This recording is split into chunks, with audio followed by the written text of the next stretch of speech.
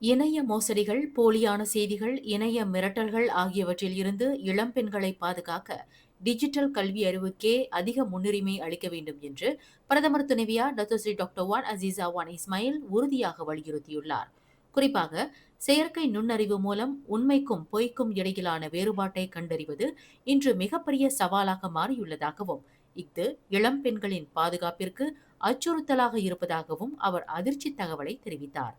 இன்று நடந்த தேசிய பெண்கள் சாரணியர் சீருடை இயக்கத்தின் 109வது ஆண்டு நிறைவு விழாவில் பேசிய வான் அசீசா இவ்வாறு குறிப்பிட்டார்.